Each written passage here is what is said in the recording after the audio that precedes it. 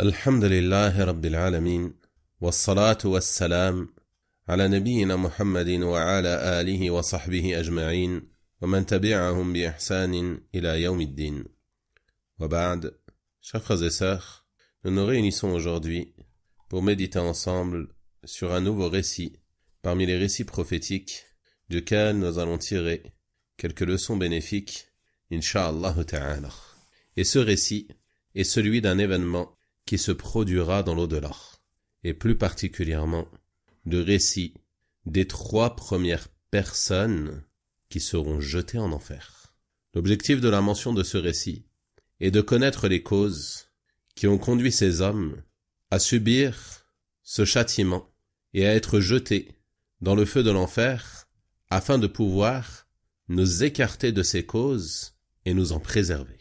Dans un hadith rapporté par l'imam Muslim, rahimahullah, Abu Huraira, radiyallahu anhu, raconte qu'il a entendu le messager d'Allah, sallallahu alayhi wa sallam, dire: le premier à être jugé au jour de la résurrection sera un homme mort en martyr, mort au combat sur le sentier d'Allah. Une des œuvres les plus immenses par lesquelles on se rapproche d'Allah subhanahu wa ta'ala. Le prophète sallallahu alayhi wa sallam nous dit: on le fera venir devant Allah, qui lui rappellera ses bienfaits en sa faveur, qui le reconnaîtra. Alors Allah lui demandera: et qu'en as-tu fait? Qu'as-tu fait de ces bienfaits? Il répondra: j'ai combattu sur ton sentier jusqu'à mourir en martyr. Il lui sera alors dit: tu mens, mais tu as plutôt combattu afin que les gens disent de toi que tu es brave, que tu es un homme courageux. Et ils l'ont certes dit. Puis on ordonnera qu'il soit traîné sur son visage et jeté en enfer. On fera ensuite venir un autre homme qui avait appris sa religion, puis l'avait enseigné et avait mémorisé le Coran.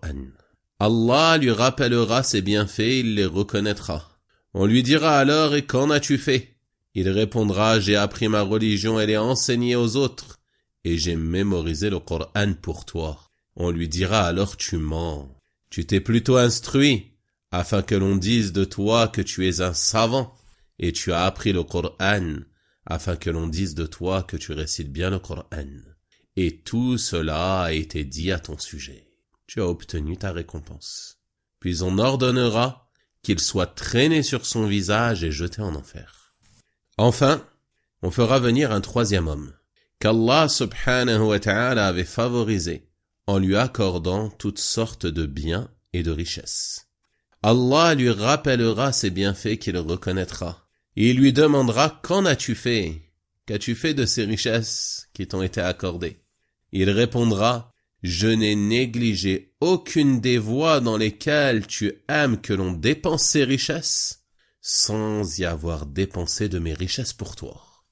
On lui dira alors: tu mens, mais tu as plutôt dépensé tes richesses, afin que l'on dise de toi que tu es généreux, et ceci a certes été dit. Puis on ordonnera qu'il soit traîné sur son visage et jeté en enfer, et je demande à Allah subhanahu wa ta'ala de nous en préserver. Donc comme vous le voyez, la cause qui a amené ces hommes à être jetés en enfer est qu'ils n'ont pas été sincères dans ces actes qui doivent être voués exclusivement à Allah subhanahu wa ta'ala. Donc la première leçon, le premier enseignement, le premier bénéfice que l'on tire de ce récit est l'obligation et l'importance pour nous de vouer un culte exclusif à Allah subhanahu wa ta'ala en lui vouant sincèrement toutes nos adorations. Le culte sincère, l'ikhlas, est la raison pour laquelle Allah subhanahu wa ta'ala t'a créé sur terre. Il dit dans son noble livre: وَمَا خَلَقْتُ الْجِنَّ وَالْإِنسَ إِلَّا لِيَعْبُدُونَ. Je n'ai créé les djinns et les hommes que pour qu'ils m'adorent. C'est-à-dire que pour qu'ils me vouent un culte exclusif dans l'adoration. Qu'ils me vouent sincèrement le culte. Donc à partir de là, tu dois comprendre que tous ces actes qui doivent être voués à Allah subhanahu wa ta'ala, tu ne dois rechercher à travers ceci rien d'autre que la satisfaction de ton Seigneur. Tu ne recherches pas à travers ta prière, à travers tes aumônes, à travers ton jeûne, à travers ta lecture du Coran, la satisfaction de tes proches, de ton entourage, la satisfaction de tes parents. Tu ne recherches pas les compliments des gens, tu ne recherches pas qu'on dise de toi que tu es pieux, que tu es vertueux, que tu es assidu aux prières, que tu es un jeûneur ou autre chose semblable. Non. Tu ne fais pas cela pour te faire accepter par des gens. Tu ne fais pas cela pour faire plaisir aux gens, non. Mais tu fais cela sincèrement et exclusivement pour Allah subhanahu wa ta'ala afin d'obtenir sa satisfaction et son agrément. C'est cela qui t'incombe si tu espères obtenir la récompense de ces actes auprès d'Allah subhanahu wa ta'ala. Car aucune œuvre ne peut être acceptée d'Allah subhanahu wa ta'ala si ce n'est en remplissant deux conditions. Que cette œuvre soit conforme à la législation du messager d'Allah sallallahu alayhi wa sallam, que ce ne soit pas une œuvre innovée, car l'œuvre innovée est rejetée et n'est pas acceptée par Allah subhanahu wa ta'ala, et également que tu sois sincère pour Allah dans cette œuvre, c'est-à-dire que cette œuvre soit vouée exclusivement à ton Seigneur. Et les œuvres qui remplissent ces deux conditions sont les meilleures œuvres, celles desquelles Allah subhanahu wa ta'ala a parlé dans le verset de Surat al-Mulk, lorsqu'il a dit « Alladhi khalaqa al-mawta wal-hayata liyabluwakum ayyukum ahsanu amala » Celui qui a créé la mort et la vie afin de vous éprouver. Quelle est cette épreuve? Savoir qui de vous est le meilleur en œuvre. Le meilleur en œuvre, pas celui qui fait le plus d'œuvres, pas celui dont les œuvres sont les plus nombreuses, mais celui qui est le meilleur en œuvre. Et qui est le meilleur en œuvre? Le meilleur en œuvre, c'est celui qui est le plus sincère et qui veille le plus à se conformer à la législation dans ses œuvres. Car si l'œuvre est sincère pour Allah, mais qu'elle n'est pas conforme à la législation, elle n'est pas acceptée. Et si elle est conforme, mais qu'elle n'est pas sincère, elle n'est pas acceptée non plus. Donc pour être acceptée et pour être la meilleure des œuvres, elle doit être sincère et conforme. Et l'œuvre sincère est celle qui est pour Allah, et l'œuvre conforme, celle qui est sur la sunnah. On voit donc à travers cela qu'il n'est pas possible pour toi de voir tes œuvres acceptées si ce n'est en les vouant exclusivement à Allah subhanahu wa ta'ala, et c'est cela l'œuvre pieuse, celle qui est vouée à Allah. Ibn al-Qayyim rahimahullah ta'ala a dit, l'œuvre pieuse est celle dépourvue d'ostentation et restreinte à la sunnah.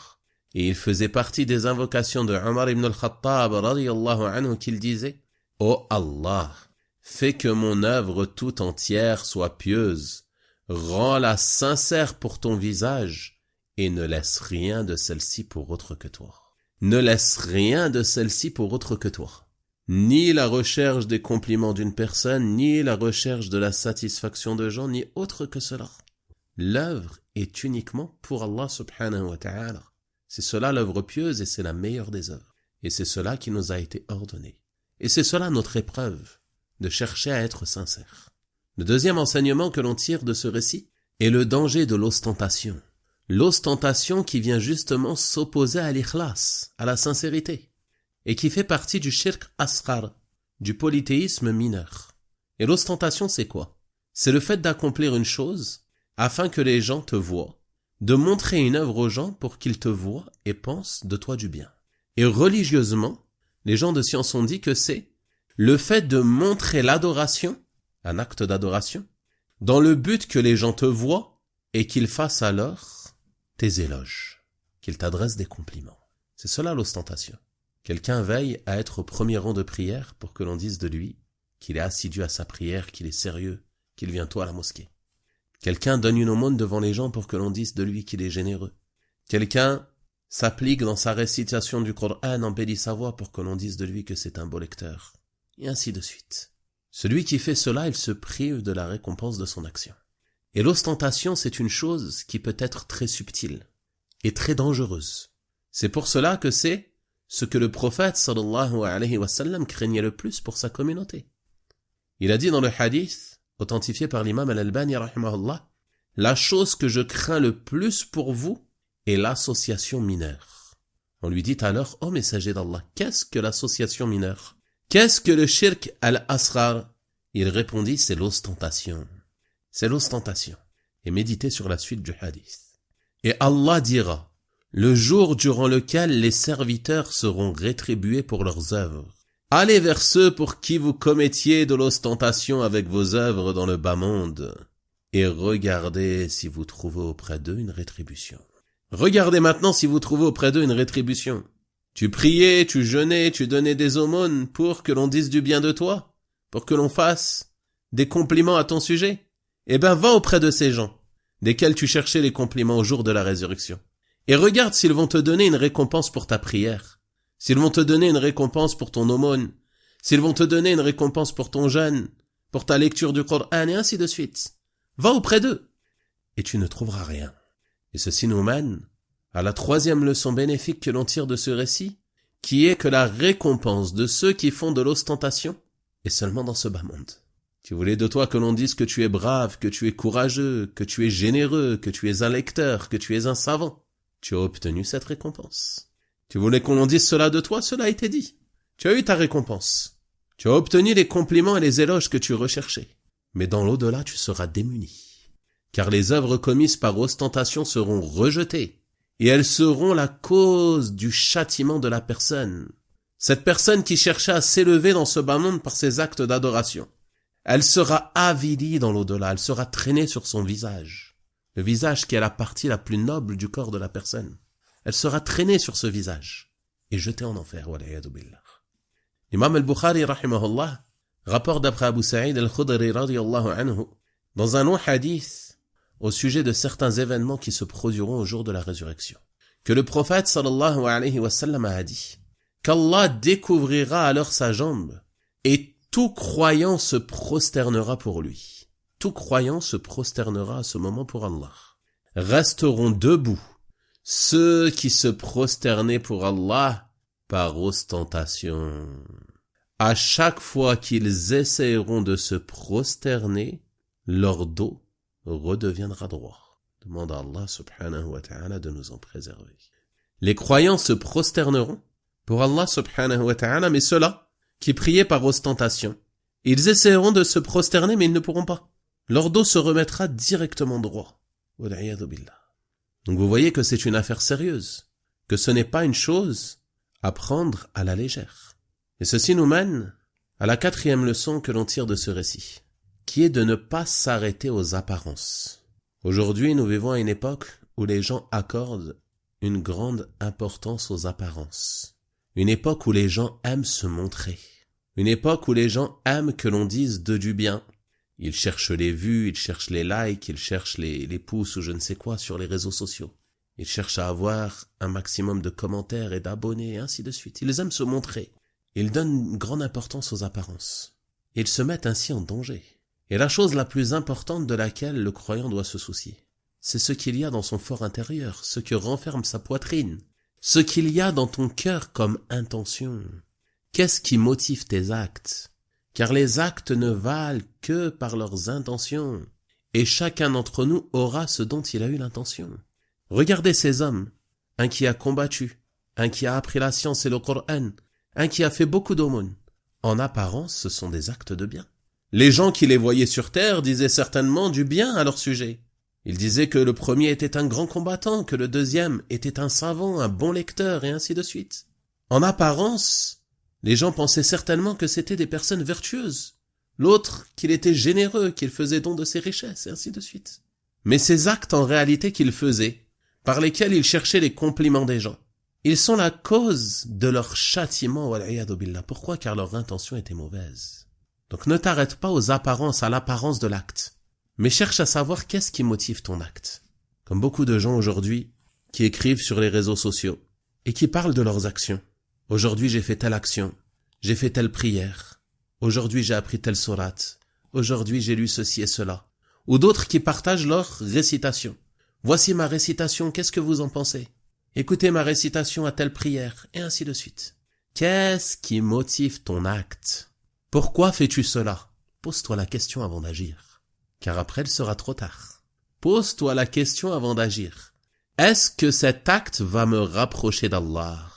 Est-ce que je recherche la satisfaction d'Allah en faisant cela, en écrivant sur ce réseau, et en me montrant, et en m'affichant? Ou est-ce que je recherche la satisfaction des gens et leurs compliments?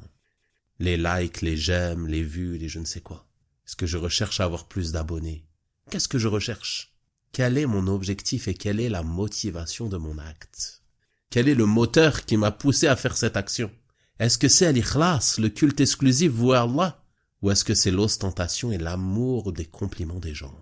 Et rappelle-toi qu'Allah subhanahu wa ta'ala sait ce que renferment nos poitrines. Ton intention, tu peux la cacher à tes abonnés.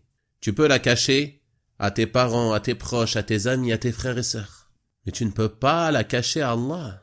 Innahu alimun bidhati as-sudur. Il sait parfaitement ce que renferment les poitrines. Il sait ce qu'elles cachent. Ya'lamu sirra wa akhfa. Il sait les secrets, ce qui est encore plus caché, ce qui est au fin fond des poitrines. Allah subhanahu wa ta'ala est al-alim, al-khabir. Il sait parfaitement toutes choses, subhanahu wa ta'ala. Et rien ne lui échappe. Donc si lorsque tu te rends à la mosquée, ton intention est mauvaise, Allah subhanahu wa ta'ala le sait parfaitement.